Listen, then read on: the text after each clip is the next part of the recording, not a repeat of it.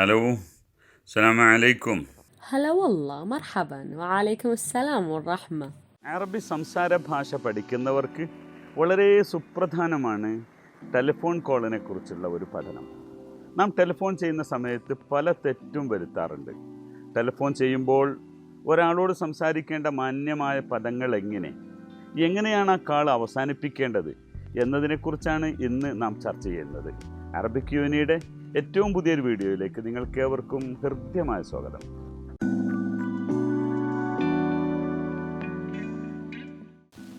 ഒരിക്കൽ ഒരാൾ തൻ്റെ കഫീലിനോട്, സ്പോൺസറോട് ശമ്പളം ചോദിക്കുകയാണ്.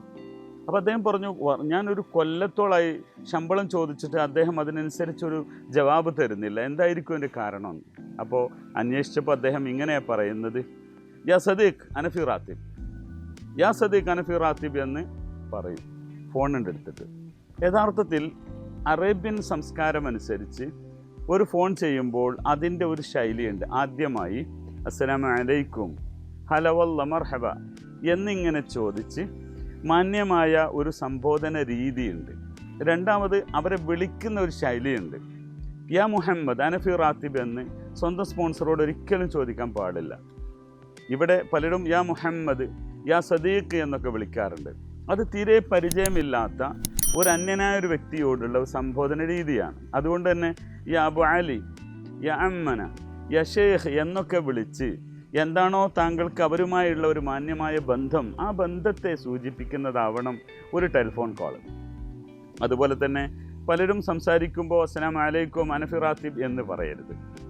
നാം എപ്പോഴും നമ്മുടെ മലയാളത്തിലൊക്കെ ഏതൊരു ഭാഷയിലും സംസാരിക്കുമ്പോഴുള്ള മാന്യമായൊരു രീതി, സാറേ തിരക്കാണോ സാർ, സാർ തിരക്കിലാണോ എന്നൊരു ചോദ്യം ഉണ്ടല്ലോ, ബിസിയാണോ സാറേ എന്ന് നമ്മൾ ചോദിക്കുന്നത് പോലെ അറബി സംസാര ഭാഷയിൽ അങ്ങനെ ഒരു രീതിയുണ്ട്. അവർക്കൊരു ഉപചാര രീതിയുണ്ട്. ആ രീതി എന്താണ്? മഷൂൽ യാ ഷേഖ്, മഷൂൽ യാ അമ്മി. അപ്പോൾ മഷൂൽ എന്ന ബിസി എന്നാണ് ഒരു വിധം. പിന്നെ അദ്ദേഹം നമ്മോട് സംസാരിക്കുമെങ്കിൽ തീർച്ചയായിട്ടും വരില്ലാവും, ഫضل യാ ഷേഖ്, ഫضل യാ ഷേഖ്. അപ്പോൾ നമ്മുടെ കാര്യം പറയാം. ഇനി അദ്ദേഹം പറയുകയാണെന്ന്, അന മഷൂൽ അൽഹീൻ യാ അഖൂയ, طيب أنا بتصل بك في المساء الساعة 5. ഓക്കെ, അപ്പോൾ മഷൂലാണ്.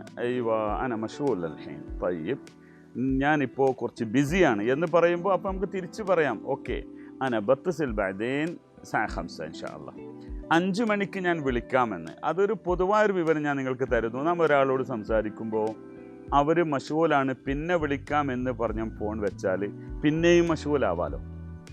ഒരു അപ്പോയിൻമെൻ്റ് എടുക്കുന്നതിന് തുല്യമാണ്. ഇനി ഞാൻ ഫോൺ ചെയ്യുന്നത് ഇത്ര സമയത്തായിരിക്കും, 5 മണിക്ക് ഞാൻ വിളിക്കാം. അപ്പോൾ എത്ര ബിസി ആണെങ്കിലും സ്വാഭാവികമായി നേരത്തെ അപ്പോയിൻമെൻ്റ് എടുത്ത ഒരാളോട് ഉള്ള കമ്മിറ്റ്മെൻറ്റ് പോലെ നമ്മയോട് അദ്ദേഹം സംസാരിക്കുന്നതാണ്. അതുപോലെ ഫോൺ ചെയ്ത് കഴിയുമ്പോൾ സ്വാഭാവികമായി നാം ഉദ്ദേശിച്ച സംഗതി നടന്നു, നാം ലീവ് ചോദിക്കാനാണ് വിളിച്ചിരുന്നത്, ലീവ് തന്നു, അതല്ലെങ്കിൽ ഒരു കാര്യം അപേക്ഷിക്കാനായിരുന്നു വിളിച്ചിരുന്നത്, അതൊക്കെ ചെയ്ത് കഴിഞ്ഞാൽ താങ്കൾക്ക് വളരെയധികം നന്ദി എന്ന് നമ്മൾ പറയാനുള്ള ശുക്രൻ എന്നൊക്കെ പറയും. അതിൻ്റെ ഒക്കെ പുറമെ വളരെ പ്രധാനപ്പെട്ട ഒരു വാചകമുണ്ട്, അസ്അജ്നാക് യാ ഷേഖ്. അസ്അജ്നാക് എന്താ പറഞ്ഞ്? അസ്അജ്നാക്, ഇസാജ് എന്നാ പറയാം. ഒന്നും നമ്മളെ ആളുകൾ അധികം ഉപയോഗിക്കുക കേൾക്കൂല. എത്ര ലളിതമായൊരു പദമാണിത്.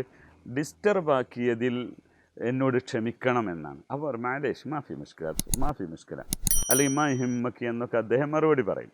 ഓക്കെ, അതല്ലെങ്കിൽ ഇങ്ങനെ പറയും ആളുകൾ, അതാബിനാക്, അതാബിനാക് യാ ഷേഖ് സാമിഹനി, താങ്കളെ ഞാൻ ബുദ്ധിമുട്ടിച്ചു, ക്ഷമിക്കണമെന്ന്. അതൊക്കെ ഒരു ഫോർമാലിറ്റിയിൽ പറയുന്ന വാക്കുകളാണ്. ഇത് ഇനിയിപ്പോൾ നമ്മളിപ്പോൾ ഈ ഫോൺ കോൾ വിടുക, മറ്റൊരു കാര്യം കൂടി ഇവിടെ പറയാം. നമ്മളൊരു വീട്ടിലേക്ക് കയറി ചെന്നു, ഒരു ഡൊണേഷന് വേണ്ടിയാണ്, അതല്ലെങ്കിൽ ഒരു കാര്യം സാധിക്കാൻ വേണ്ടിയാണ് അദ്ദേഹത്തെ കയറി ചെന്നത്.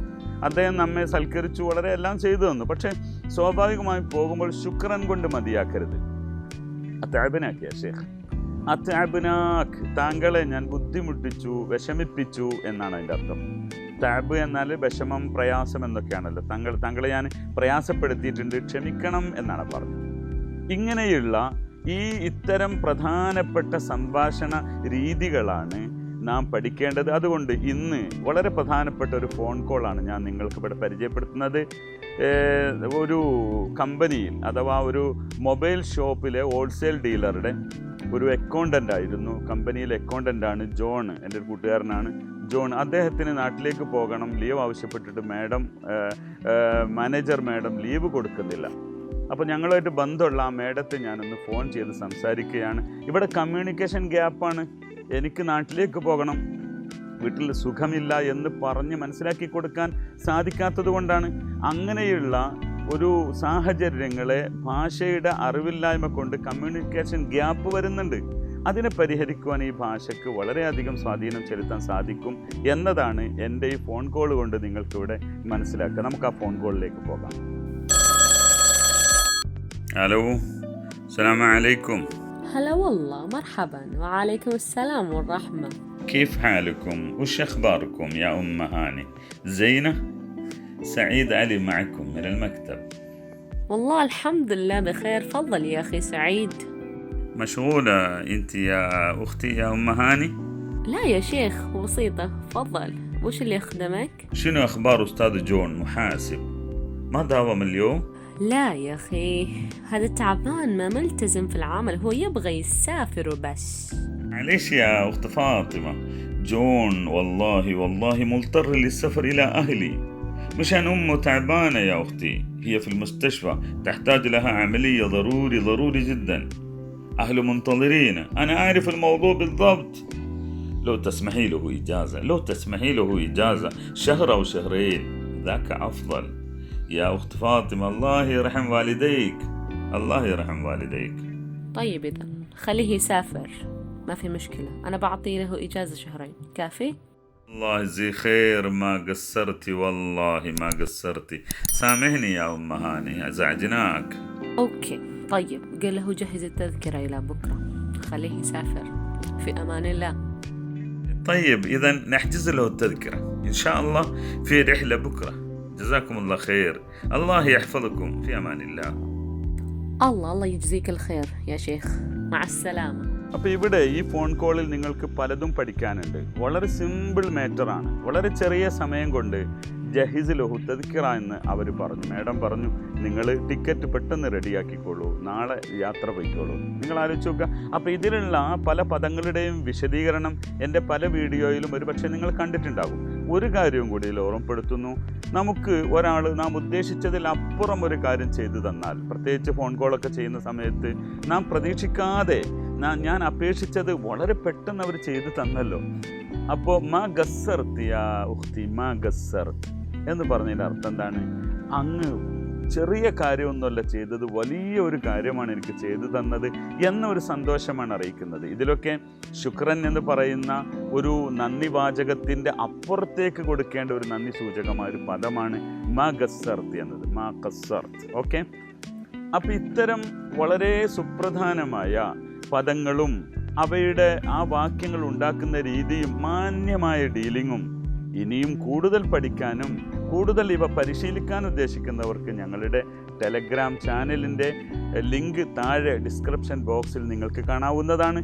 അതുപോലെ വാട്സപ്പ് ക്ലാസ് ഉണ്ട്, ആ ക്ലാസ്സിലും നിങ്ങൾക്ക് ജോയിൻ ചെയ്ത് കൂടുതൽ പഠിക്കാനും കൂടുതൽ അറിവ് നേടാനും നിങ്ങൾക്ക് സാധിക്കുന്നതാണ്.